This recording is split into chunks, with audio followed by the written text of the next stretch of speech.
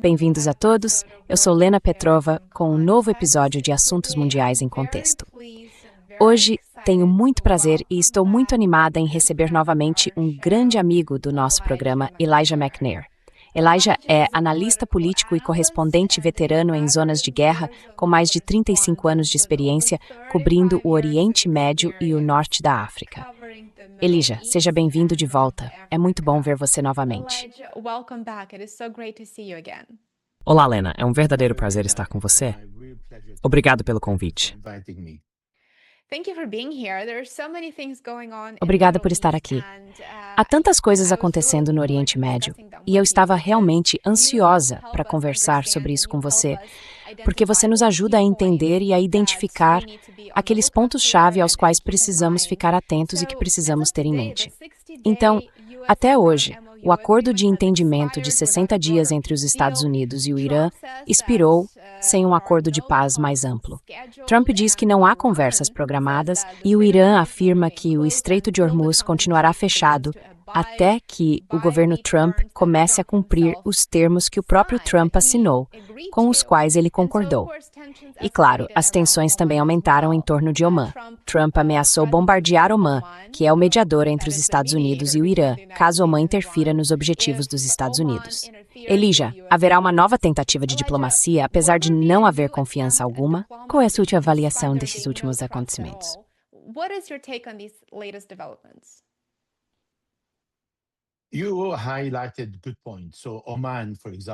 Você levantou pontos importantes. Então, Omã, por exemplo, não é a primeira vez. É a segunda vez. E basicamente Donald Trump nunca engoliu o fato de que o ministro das Relações Exteriores de Omã se manifestou logo no início da guerra que os americanos e os israelenses travaram contra o Irã. E disse, bem, na verdade estávamos num estágio muito avançado e os iranianos ofereceram muitas concessões importantes quando as negociações finalmente estavam avançando e estávamos chegando a um avanço.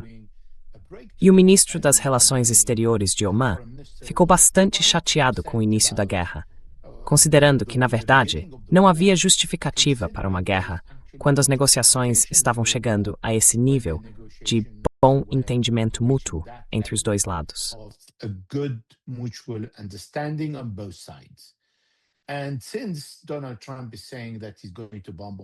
E como Donald Trump está dizendo que vai bombardear Omã, e Omã não é beligerante, não tem intenções ruins nem agressivas contra nenhum país do Oriente Médio, e muito menos contra os Estados Unidos, que ficam fora do Oriente Médio.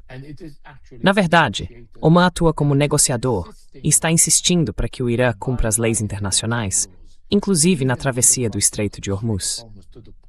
A tal ponto que o Irã desistiu de impor taxas de navegação para transpor esse acordo das Nações Unidas que Omã assinou e ratificou. O Irã não o ratificou nos parlamentos.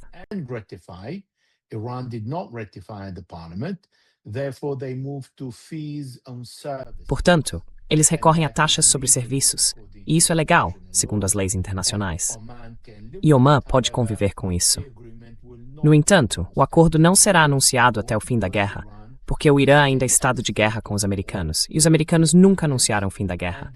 Pelo contrário, Donald Trump, de vez em quando, diz: quero que os iranianos se submetam, quero que os iranianos se rendam. Isso foi nas últimas horas. E ele disse, não quero falar com os iranianos até que eles venham até mim, e assim por diante.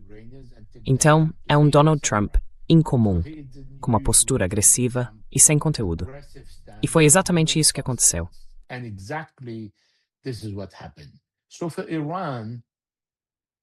Então, em relação ao Irã, os americanos tentaram de tudo para forçar os iranianos a se submeterem e fracassaram. Depois, os americanos tentaram destruir as capacidades iranianas ao longo do Estreito de Hormuz e também fracassaram, porque o Irã precisa de apenas alguns drones e alguns mísseis para realmente perturbar a navegação no Estreito de Hormuz. Não é uma questão de quem o controla. É uma questão de quem consegue garantir um sistema de navegação seguro para navios e petroleiros. E as seguradoras e os proprietários de navios têm uma abordagem e um entendimento completamente diferentes do que Donald Trump está dizendo, que ele é dono do Estreito de Hormuz e que aquilo faz parte dos Estados Unidos. Então, na verdade, ele está dizendo qualquer coisa. So he's saying anything really. So for the Iranians, they're not going to sit around the Então, negotiation para os table. iranianos, eles não vão se sentar à mesa de negociação, a menos que os americanos primeiro reconheçam o fim da guerra e comecem a implementar o memorando de entendimento que Donald Trump assinou. Agora, ouvi muitos comentaristas ou analistas americanos dizendo que o Irã violou o memorando e não desminou o Estreito de Hormuz. Vamos concordar com isso por um momento e fingir que eles estão certos. Os americanos retomaram o ataque ao Irã 3 semanas depois de assinar o memorando, quando o Irã tinha 30 dias, de acordo com o parágrafo 5, para desminar o Estreito de Hormuz e 60 dias para garantir a livre navegação. E então, isso começaria sem cobrar nenhuma taxa. Portanto, os americanos não conseguiram esperar 30 dias, 4 semanas e mais alguns dias, e começaram, na terceira semana, a bombardear o Irã novamente. To bomb Iran again, it is clear that they had bad intention. And you don't need Está claro que eles tinham más intenções. E vocês não precisam que eu diga isso. Basta ouvir J.D. Vance, o vice-presidente, que disse que, na verdade, nosso objetivo era apenas abrir o Estreito de Hormuz. Isso significa que todos os 14 pontos eram irrelevantes para os americanos e que apenas o parágrafo 5 era do interesse dos Estados Unidos. Reabastecer as reservas estratégicas de petróleo e baixar o preço do petróleo no mercado e nos Estados Unidos. E só. E não dar nada ao Irã. Então, realmente, não vemos boas intenções por parte dos americanos, nem como parceiros, nem como negociadores. É por isso que o Irã está dizendo, bem, eu não vou abrir o Estreito de Hormuz. Mas o Irã está dizendo outra coisa, que passou da defensiva para a ofensiva e está preparado para a guerra. Que o Irã nunca considerou que a guerra tivesse terminado.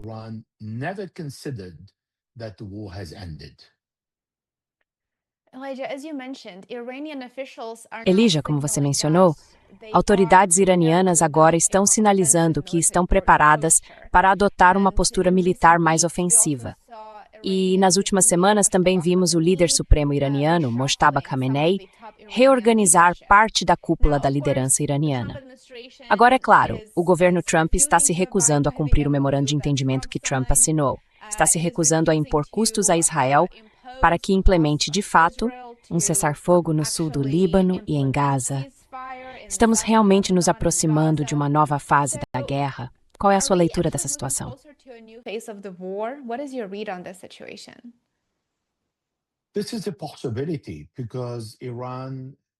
Essa é uma possibilidade, porque o Irã hoje entende que os americanos têm usado sua máquina de guerra para derrotar o Irã. E o Irã não vai aceitar esperar indefinidamente que Donald Trump imponha o bloqueio ao Irã e ao resto do mundo, porque eles estão lidando com um presidente irracional. Um presidente que considera que o petróleo da Venezuela é dele, que considera que as 31 toneladas de ouro num banco do Reino Unido, pertencentes à Venezuela e avaliadas em 4 bilhões de dólares, são dele, e que ele vai tomá-las. Que considera que o Canadá deveria fazer parte dos Estados Unidos, que a Groenlândia deveria ser tomada pelos Estados Unidos e não pertencer à Dinamarca. Ele está decidido a se apoderar de tudo que puder tomar.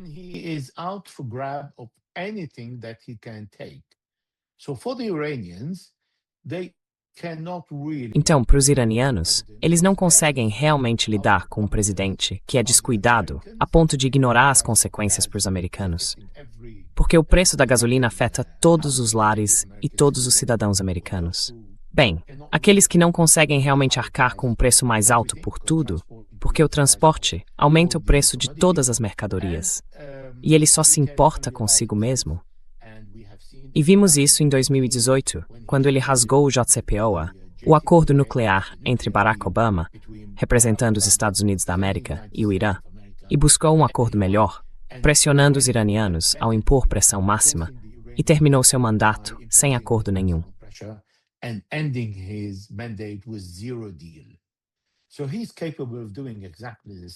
Então, ele é capaz de fazer exatamente a mesma coisa e dizer, tudo bem, vou deixar a população iraniana passar fome. Porque ele disse, alguns meses atrás, que as sanções são feitas justamente para que a população iraniana sinta a dor. Ele não se importa. Se os iranianos estão sentindo a dor, Ele não se importa se os americanos estão sentindo a dor. E ele pode terminar o mandato dele nessas condições. Já os iranianos têm o luxo de ter mísseis suficientes para bombardear a presença americana no Oriente Médio. Mais uma vez, para garantir que possam atacar todas as fragatas que estão no mar, perto das fronteiras iranianas. E eles podem realmente entrar em confronto com os americanos, mesmo que os americanos não tenham vantagem em termos de capacidade militar.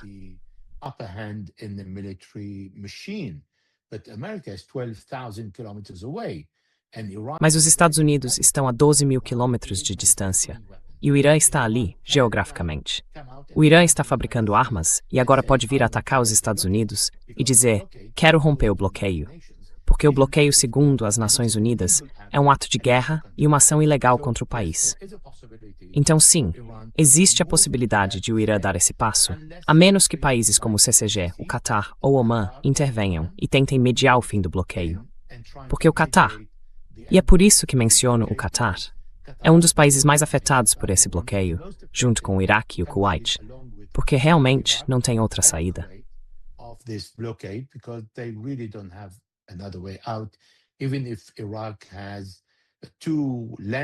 Mesmo que o Iraque tenha duas rotas terrestres, uma até Banias, na Síria, e outra até a Turquia, passando por Kirkuk, no Iraque, elas transportam apenas algumas centenas de milhares de barris.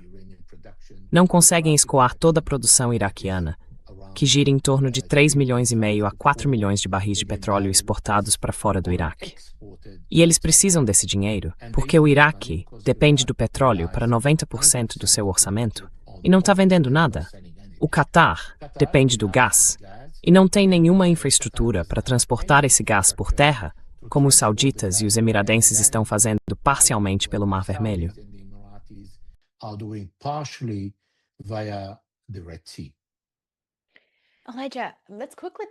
Elijah, vamos falar rapidamente sobre Omã, porque Omã tradicionalmente atua como intermediário entre Washington e Teherã. Então, se Omã for afastado do processo diplomático, se estiver sendo ameaçado pelo governo Trump, quem de forma realista poderá mediar entre os Estados Unidos e o Irã?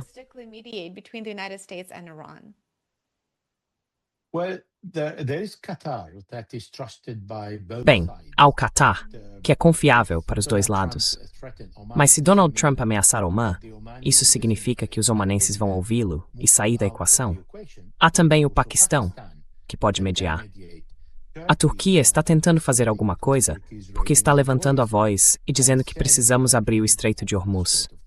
E ao falar em abrir o Estreito de Hormuz, certamente a Turquia não quer dizer abri-lo à força, nem se juntando aos americanos, nem aos iranianos. Mas vai chegar um momento em que muitos países ao redor do mundo vão dizer a Donald Trump: chega, precisamos do Estreito de Hormuz aberto, porque isso está afetando a economia mundial.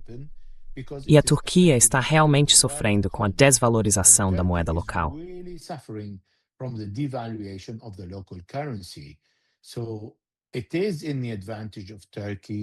Portanto, é do interesse da Turquia, do Catar e do Conselho de Cooperação do Golfo ver o Estreito de Hormuz aberto. E é do interesse do mundo ver o fim desta guerra, especialmente na Europa, onde o inverno está chegando. E esses países europeus precisam começar a estocar gás e petróleo para o inverno. Mas não estão fazendo isso porque, na verdade, 20% do gás do mundo é produzido pelo Catar. E quando o Catar não consegue fornecer para a Ásia, os países asiáticos vão procurar em outros lugares e vão ficar com parte do que está disponível no mercado, especialmente quando há sanções contra a Rússia. E a Europa deu um tiro no próprio pé ao impor sanções à Rússia em relação ao petróleo e ao gás.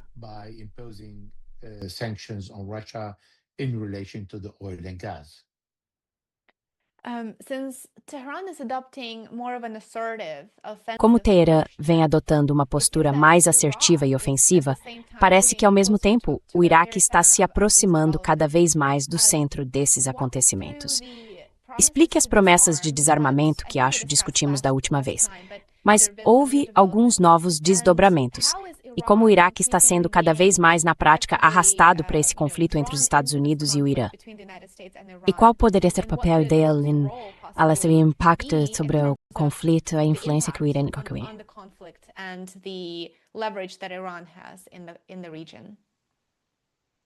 Excellent questions. You're looking really ahead because there is a Excelentes perguntas. Você está olhando bem à frente, porque há uma promessa do primeiro-ministro do Iraque, Ali Zaidi, de desarmar todos os grupos de resistência, ou as milícias, até 30 de setembro. É uma promessa que ele jamais conseguirá cumprir. Mas vamos ver o porquê. Antes de tudo, o Iraque foi invadido pelos americanos em 2003. Depois, tivemos Al-Qaeda no Iraque, que então se transformou no Daesh, o ISIS. Em seguida, tomou parte da Síria e voltou ao Iraque, ocupando um terra norte do país. Foi nesse que americanos retornaram. a third of northern Iraq. This is where the Americans returned. And when the Americans returned during Barack Obama. E quando os americanos voltaram, no período de Barack Obama, que havia prometido sair do Iraque, mas manteve sempre alguma presença em algumas bases depois de 2011, estamos falando de um país que suportou, querendo ou não, na verdade, muito mais sem querer, a presença de bases americanas no Iraque, espalhadas em diferentes lugares. Quando os americanos, no período de Donald Trump, em 3 de janeiro de 2020, mataram o general de brigada iraniano Qassem Soleimani e o vice-chefe das forças de segurança iraquianas, Hashd al-Shaabi, na estrada entre o aeroporto de Bagdá e a cidade de Bagdá, foi então que o parlamento iraquiano, com 73 votos, aprovou a retirada das forças dos Estados Unidos do país.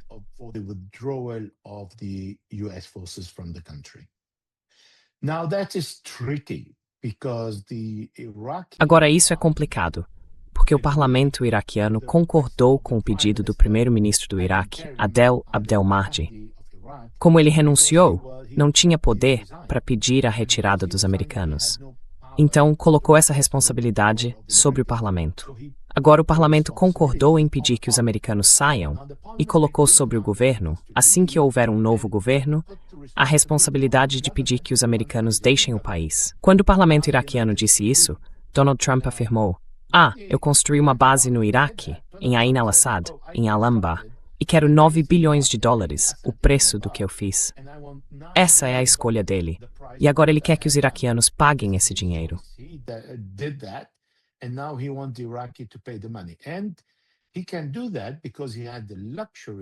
E ele pode fazer isso porque tem esse privilégio desde 1990. Há um programa chamado Petróleo por Alimentos, sob uma resolução das Nações Unidas, que pressionava Saddam Hussein a vender o petróleo apenas para comprar alimentos e itens de primeira necessidade. Portanto, o dinheiro que o Iraque recebe pela venda do petróleo vai para o Banco Federal dos Estados Unidos. E isso não mudou até hoje. O Iraque depende do petróleo para 90% do seu orçamento, porque tem milhões de funcionários. Isso faz parte da corrupção no Iraque. E 90% desse orçamento depende do petróleo. Portanto, sem petróleo, ou seja, sem os dólares americanos, eles não conseguem, de fato, sem a bênção dos americanos, receber o dinheiro que pertence ao Iraque, que vai para o Banco Federal nos Estados Unidos e retorna ao Iraque. O Iraque não consegue sobreviver. Então, Donald Trump sabia que tinha os iraquianos pelo pescoço.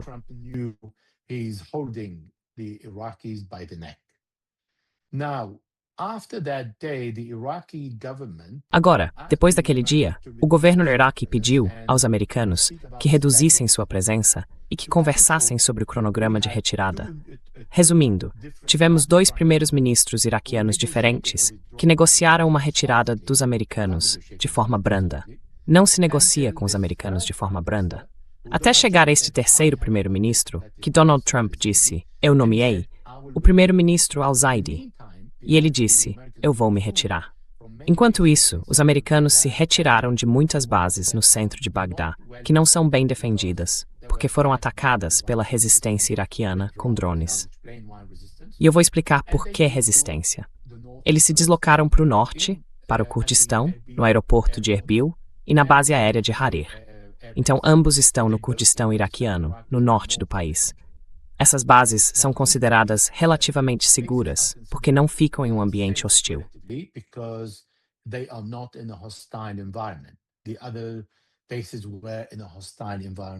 As outras bases estavam em um ambiente hostil, segundo a segurança dos Estados Unidos. Mesmo assim, desde então, os americanos e os israelenses usaram o espaço aéreo iraquiano para atacar o Irã. Em junho de 2022, em junho de 2024, os israelenses sobrevoaram o Iraque, foram reabastecidos pelos americanos sobre o território iraquiano e bombardearam o Irã pelo espaço aéreo do Iraque. Isso porque os iraquianos não têm uma força aérea capaz de sustentar e proteger a soberania do país. É por isso que a resistência iraquiana, formada na época do ISIS, disse: "Nosso país continua ocupado." O governo concordou com a retirada completa das forças americanas do Iraque. Os americanos vão se retirar até 30 de setembro? Essa é a primeira pergunta. Se a resposta for não, então a resistência iraquiana diz: "Nós não vamos nos desarmar." Mas, se a resposta for sim, passamos a outro problema de que o Iraque sofre. We move to another problem Iraq is suffering from. There are Turkish division. Há divisões turcas dentro do Kurdistão. A Turquia estabeleceu 15 bases militares diferentes no norte. E a Turquia diz que, na verdade, o líder do Kurdistão, Massoud Barzani, pediu que ela permanecesse no país para treinar os Peshmerga, que são mais ou menos o exército curdo, digamos assim. Então eles são a milícia curda, ou exército curdo. É mais ou menos a mesma coisa. Então a resistência iraquiana diz: "Nosso país ainda está ocupado pela Turquia, que não quer sair." E toda vez que o governo iraquiano fala sobre uma retirada turca, a Turquia fecha a torneira da água que flui da Turquia para o Iraque.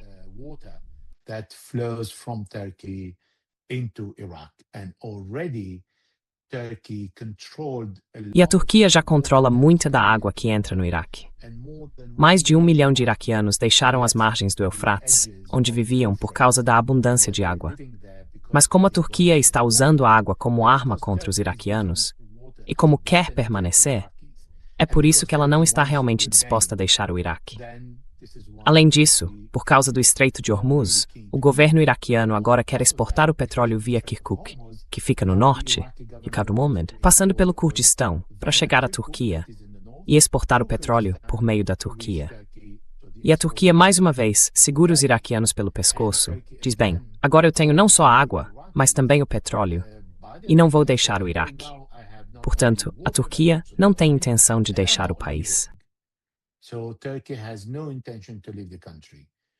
And the last point is E o último ponto é que muitos dos iraquianos que participaram da formação desses diferentes grupos para atacar Saddam Hussein, durante o período em que ele controlava o país, e quando Saddam Hussein caiu, após a invasão de 2003, e quando o ISIS entrou no país, esses grupos foram armados para enfrentar a Al-Qaeda, que mais tarde se tornou o ISIS.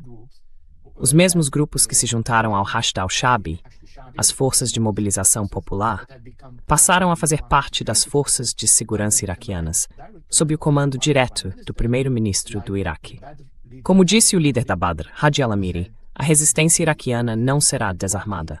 Há uma grande diferença, segundo eles, entre desarmar e controlar as armas das forças de resistência.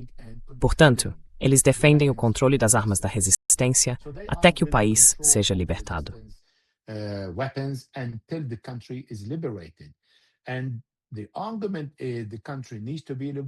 E o argumento é que o país precisa ser libertado e precisa ter soberania, controlando seu espaço aéreo, para impedir que os americanos ou os israelenses sobrevoem o Iraque e bombardeiem os iraquianos. Mas não é só isso. Apenas algumas semanas, a Arábia Saudita atacou as forças de segurança iraquianas. As forças legais de segurança matou mais de 23 pessoas e feriu 50. Isso significa que até a Arábia Saudita pode violar o espaço aéreo iraquiano. Como o Iraque não é totalmente soberano, essas pessoas argumentam: bem, na verdade, não há motivo para o primeiro-ministro assumir um projeto tão ambicioso e impossível, dizendo: vou desarmar as milícias, apenas porque ele é amigo de Donald Trump. E Donald Trump quer que ele se livre daqueles que podem representar algum tipo de ameaça à presença das forças americanas no Iraque.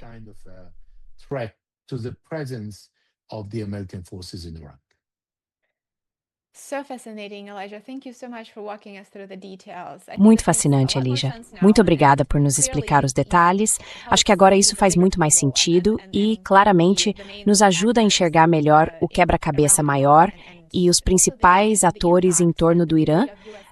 Também ajuda a entender o impacto e o grau de influência dos Estados Unidos na região, considerando que, como você mencionou, o Iraque ainda é, em grande medida, um Estado ocupado.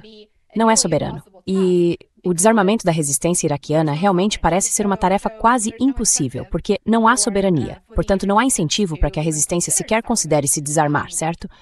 O que você acha que o primeiro-ministro iraquiano fará em seguida, quando sua meta de desarmar a resistência iraquiana ficar aquém das promessas e, de fato, não se concretizar até o fim de setembro? Trump vai querer que ele faça novas tentativas de efetivamente, enfraquecê-la de tal forma que ela não possa ser percebida como uma força no Iraque? Ou ele terá de seguir por outro caminho, na prática?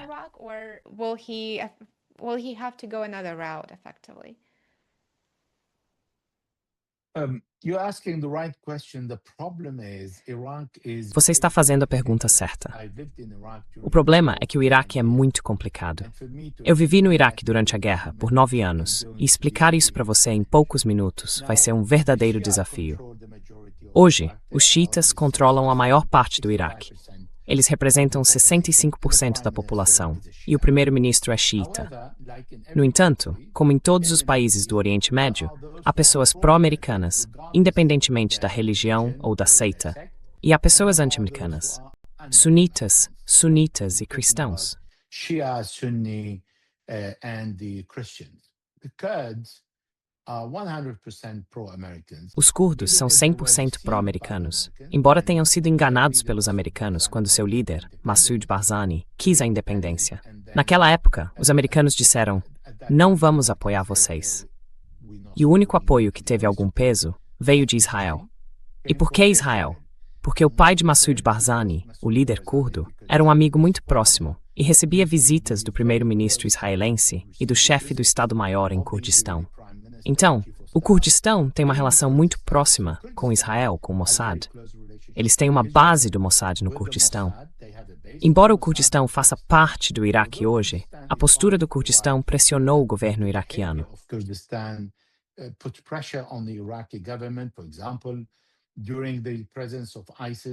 Por exemplo, durante a presença do ISIS, os curdos costumavam vender petróleo a Israel, porque tinham o controle.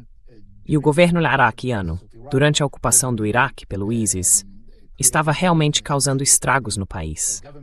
O governo em Bagdá ficou um pouco debilitado, a ponto de que, quando retomou mais controle e foi para o norte libertar o restante do país, entrou em confronto com os Peshmerga, que mataram 11 soldados do exército iraquiano. Então, mesmo que hoje o exército iraquiano controle a entrada e a saída, no Kurdistão há um exército chamado Peshmerga. No Kurdistão há o Mossad.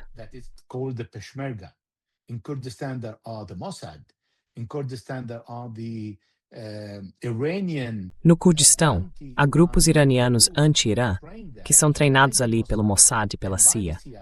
É o mesmo grupo para o qual Donald Trump disse que nós enviamos armas. Eles estão no Kurdistão iraquiano.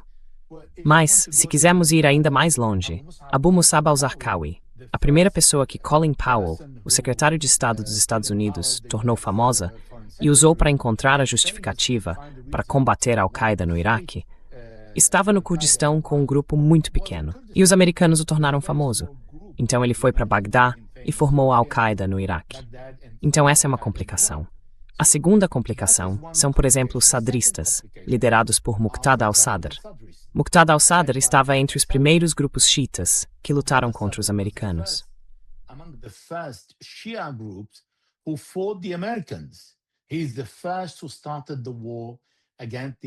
Ele foi o primeiro a iniciar, por 2 vezes, a guerra contra a ocupação americana em Najaf. A Batalha de Najaf aconteceu 2 vezes, sob Ayad Allawi como primeiro-ministro, até que Muqtada al-Sadr deixou Najaf e foi para Bagdá. Mas então, ele formou um grupo secreto chamado Asaib al-Haq.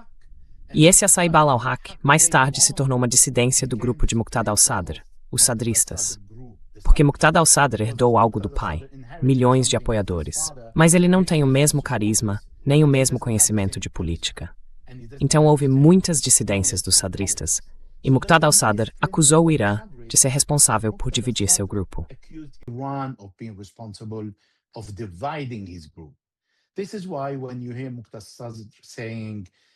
É por isso que quando você ouve Muqtada al-Sadr dizer, sim, eu quero que todas as milícias iraquianas, os grupos xiitas, sejam desarmados.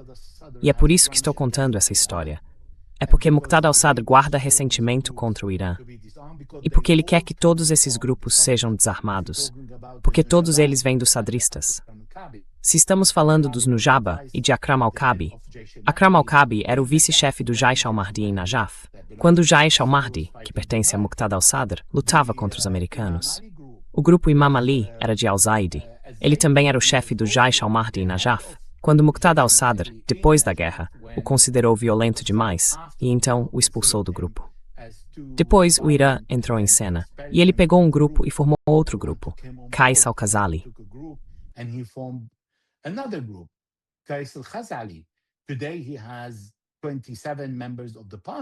Hoje ele tem 27 membros no parlamento. Ele foi ajudante de ordens de Muqtada al-Sadr. Foi um dos alunos de Sayyid Muhammad Sadiq al-Sadr, pai de Muqtada al-Sadr. E mais uma vez, ele é uma dissidência dos sadristas. Então todos esses grupos xiitas, vêm de algum lugar. É por isso que você ouve as diferenças entre alguém como Sadr dizendo, não, isso deveria ser desarmado, e alguém como Hadi al-Amiri, que é do Badr, que lutou contra Muqtada al-Sadr em determinado momento. Mas não foi ele. Muqtada al-Sadr é que lutou contra ele. Mas essa é outra história, para outra hora. Você ouve essas pessoas dizendo, não podemos desarmar esses grupos, porque eles ainda são necessários.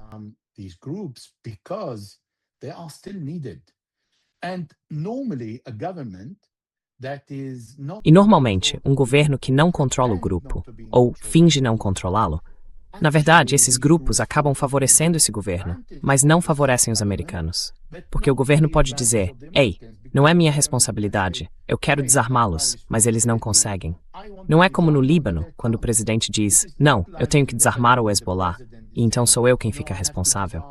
Às vezes, poder negar envolvimento é vantajoso para o governo. Assim, a força adversária, como os Estados Unidos, que é forte o bastante, não pode ir lá e atacar o governo, mas ataca esses grupos. Mesmo que às vezes ataque um grupo que pertence ao exército iraquiano ou às forças de segurança iraquianas.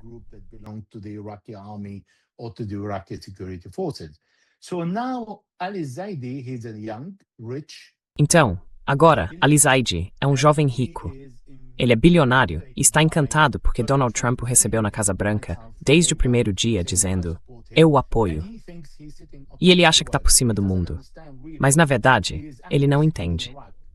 Ele está no Iraque, onde as coisas não acontecem como ele quer, e onde há tantas dinâmicas que até o grande Ayatollah Said Ali Sistani desistiu de tentar organizar alguma coisa no Iraque. E Said Ali Sistani permanece em silêncio, porque sabe que, na verdade, estas são as pessoas do Iraque. Não se pode fazer muita coisa. Essas pessoas precisam de alguma experiência para adquirir conhecimento e aprender política de verdade.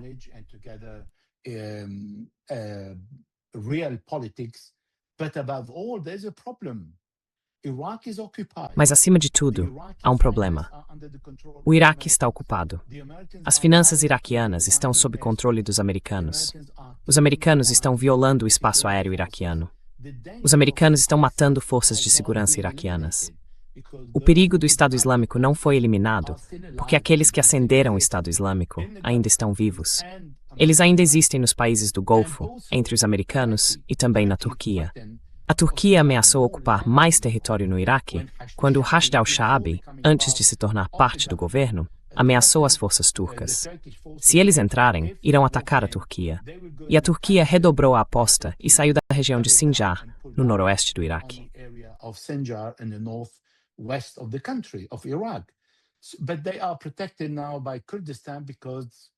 Mas agora, eles estão protegidos pelo Kurdistão, porque o governo iraquiano não quer realmente entrar em confronto com os curdos.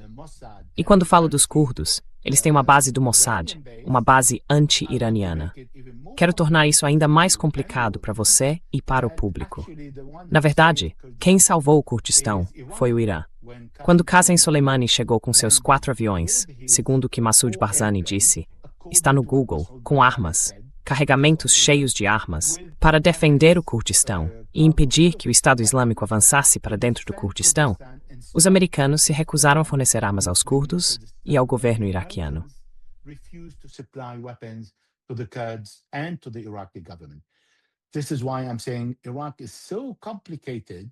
É por isso que eu digo que o Iraque é tão complicado. Não é fácil para um primeiro-ministro jovem chegar e caminhar por entre todos esses campos minados, dizendo: "Ei, a data é 30 de setembro. Todo mundo vai ser desarmado." Por quem? Mais da metade do governo iraquiano e do Hashd al-Shaabi iraquiano é formada por ex-milicianos. Eles fizeram parte dessas milícias que defenderam o Iraque quando o ISIS tomou mais de 1/3 do país. Então, ele quer dar ordens ao exército e ao al-Shaabi para irem atacar o mesmo grupo contra o qual lutaram juntos. Um inimigo comum que não foi eliminado. E há outro que os está bombardeando, como os americanos, e abrindo o céu para os israelenses. Acho que isso é exigir demais de al-Zaidi.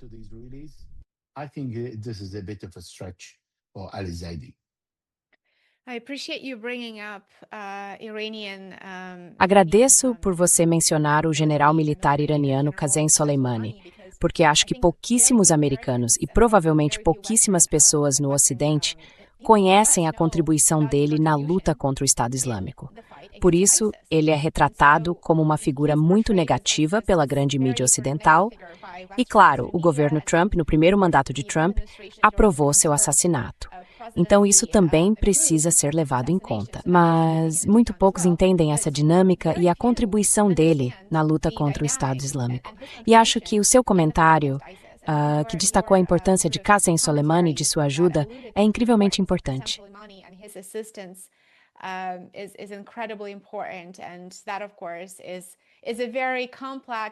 Isso, é claro, é um tema muito complexo por si só. Agora, se nos aproximarmos de Gaza e do Líbano, pouco antes de começarmos a gravar, vi notícias de que as forças de ocupação israelenses explodiram um reservatório público de água na cidade de Mansouri, localizada no sul do Líbano. Essa instalação abastece a cidade com água potável. Também vemos acontecimentos muito trágicos em Gaza, onde civis estão sendo vítimas da agressão israelense. Então, afinal, o governo Trump é incapaz de conter Israel e impor um cessar-fogo ou não tem disposição para isso? Qual é a sua avaliação desses acontecimentos no Líbano e em Gaza, onde civis comuns continuam sendo massacrados?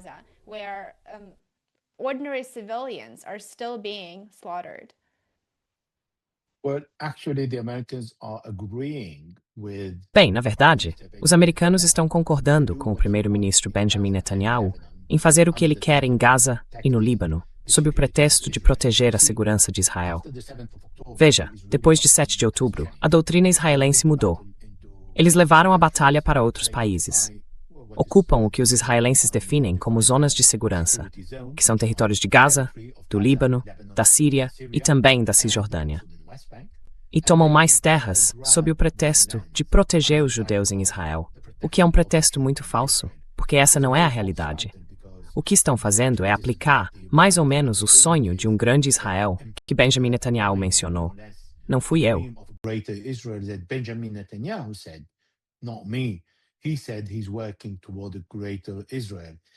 Ele disse que está trabalhando por um grande Israel.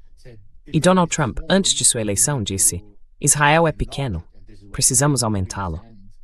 E foi isso que ele fez, movendo as mãos para indicar que a única forma de aumentar Israel não é soprando ar dentro dele, mas Israel se expandindo e ocupando os países que fazem fronteira com a Palestina. Então, os americanos, quando você tem Jared Kushner visitando Israel e conversando com Benjamin Netanyahu, e no mesmo dia, Netanyahu matando palestinos em Gaza, chamando-os de Hamas ou Jihad Islâmica, sendo que uma criança foi morta hoje numa família de 5 pessoas. Então essa é uma justificativa que Israel oferece ao mundo, porque não presta contas a ninguém.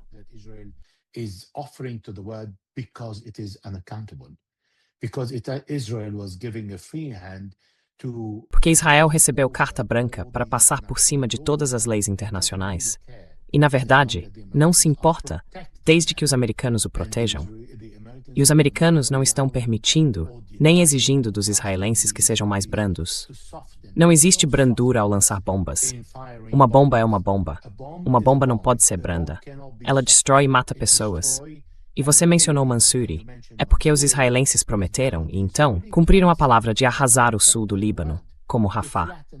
E é isso que estão fazendo. Estão destruindo cada casa de civis no sul do Líbano, que ocupam ao sul do rio Litani, e também em algumas áreas ao norte do Litani.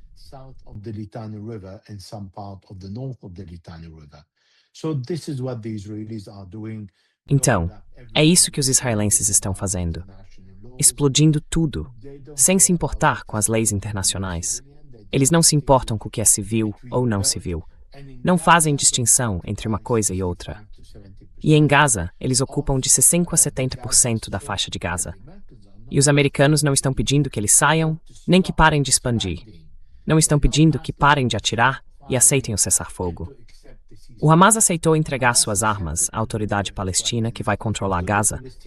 E os israelenses disseram claramente: rejeitamos os 15 pontos americanos.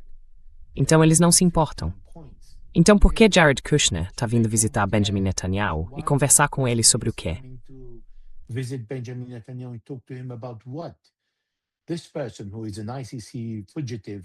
Essa pessoa, que é fugitiva do Tribunal Penal Internacional por crimes de guerra, já rejeitou os planos dos Estados Unidos. Então, qual é a discussão sobre permitir que os palestinos vivam? Os israelenses podem encontrar 1 milhão de desculpas, dizendo que eles estavam tramando algo, que estavam avançando em direção às nossas tropas, que estavam causando danos, que estavam preparando um ataque. Quem pode ver isso? Quem pode verificar isso? Ninguém. Então, é por isso que não há limite para o que Israel pode fazer em Gaza, na Cisjordânia, na Síria. Eles foram bombardear o aeroporto de Al-Juhur, porque ele é usado pela Turquia. E porque esse é um aeroporto que ficou fora de operação durante anos, durante a Guerra Civil. Esse aeroporto estava fora de operação. E não é usado pelos sírios. E os sírios, a nova liderança na Síria, querem chegar a um acordo com Israel. E eles não estão disparando uma bala sequer contra os israelenses.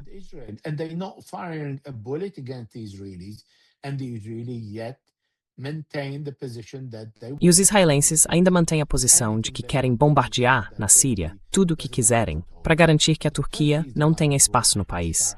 Mas foi a Turquia que levou Ahmed al-Shara, o novo presidente sírio, ao poder. Portanto, inevitavelmente, a Turquia tem presença na Síria. Mas os israelenses resistem a isso. Por qual motivo? Até os americanos estão irritados com os israelenses. Irritados, mas sem agir, sem fazer nada para impedir Israel. Essa é a diferença. Publicamente, Tom Barrack, o enviado presidencial dos Estados Unidos, reclamou dos bombardeios.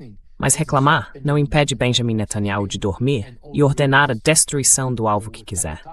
Então, essa é a política de Israel hoje, expandir. E Benjamin Netanyahu é muito mais perigoso hoje e pelos próximos 2 meses, porque está diante de eleições.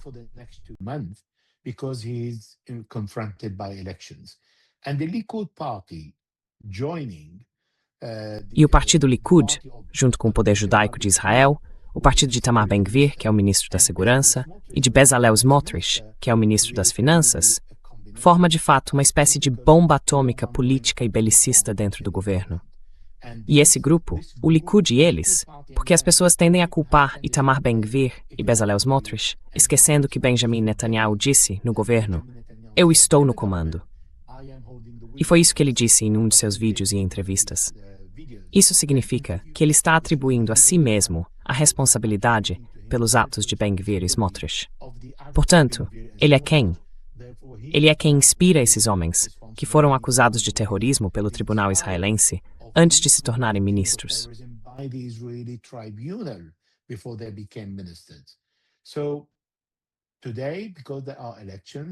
Então, hoje, por causa das eleições, esses 3 grupos querem ir ainda mais à guerra do que nunca contra os palestinos na Cisjordânia.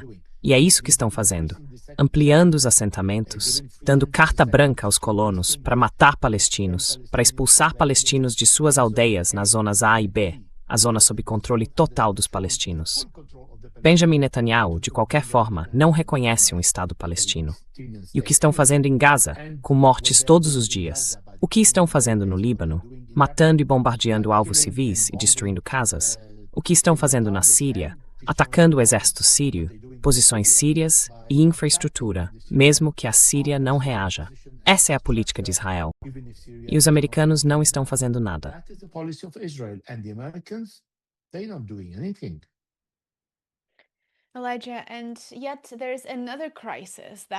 Elijah, e há ainda outra crise que talvez possamos discutir em seguida, como uma espécie de última pergunta. Na segunda-feira, 17 de agosto, o jornal The Guardian publicou uma reportagem revelando a situação precária e cada vez pior dos marinheiros americanos posicionados no Golfo. E é muito importante ter isso em mente, porque a reportagem fala de fato de nutrição insuficiente, água potável de baixa qualidade e falta de atendimento em saúde mental. Isso apesar de, obviamente, centenas de marinheiros dos Estados Unidos estarem no mar por meses seguidos, sem pisar em terra, para servir aos interesses de um país estrangeiro, os interesses de Israel. Então a pergunta é, como o governo Trump, como o secretário da Guerra, Pete Hegseth, pretende continuar ameaçando o Irã e outros estados, enquanto ao mesmo tempo não consegue realmente cuidar das próprias tropas? Há uma contradição muito chocante aqui. Eu adorei sua opinião sobre isso.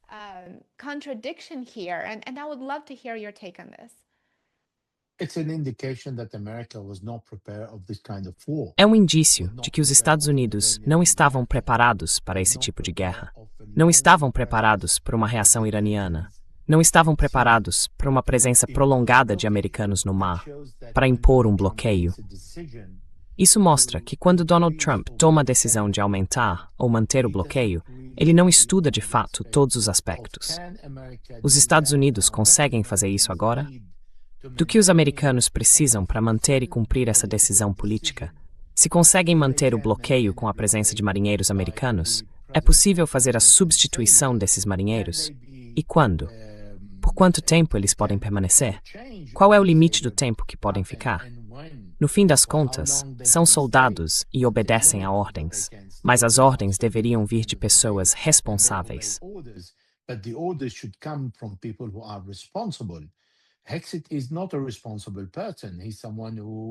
Hegseth não é uma pessoa responsável. É alguém que diz ou faz tudo o que Donald Trump diz. E Donald Trump está longe de ser um gênio em política ou em assuntos militares. Portanto, tomar uma decisão e dizer, o Estreito de Hormuz é meu. Ah, não, vou impor um bloqueio ao que é dele, porque ele diz que é dele. E eu controlo o Estreito de Hormuz e todo o petróleo está saindo. Então por que você mantém o bloqueio? Por que precisa manter a presença da fragata dos Estados Unidos e da frota do lado de fora do Irã e do Estreito de Hormuz para impor o bloqueio? Todas as decisões dele são realmente improvisadas. Não é algo pensado. E ele nos disse isso desde o começo. Ele disse, eu não esperava.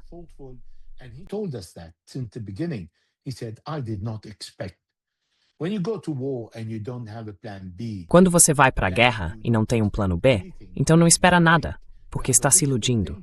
E se isso não é compreendido, todas essas coisas acabam se voltando contra você. E o que Donald Trump faz para se defender? Ele acusa os jornalistas que estão divulgando essas notícias de serem notícias falsas e não quer falar com eles. Então, ele os intimida. Essa é a reação de uma pessoa que não é responsável. E quando ele diz, não me importo com as eleições, ele está dizendo, não me importo com o povo americano. Eles podem sofrer. Ele disse, não me importo em oferecer atendimento médico à população, porque preciso do dinheiro para as Forças Armadas. Você pode esperar qualquer coisa desse presidente.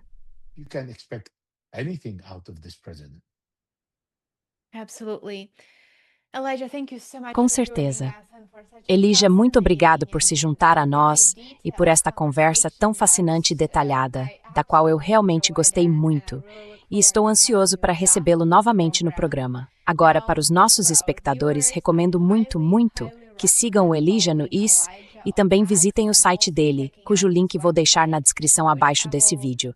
Muito obrigado pelo seu tempo e por uma conversa tão fascinante. É um prazer. Obrigado por me receber.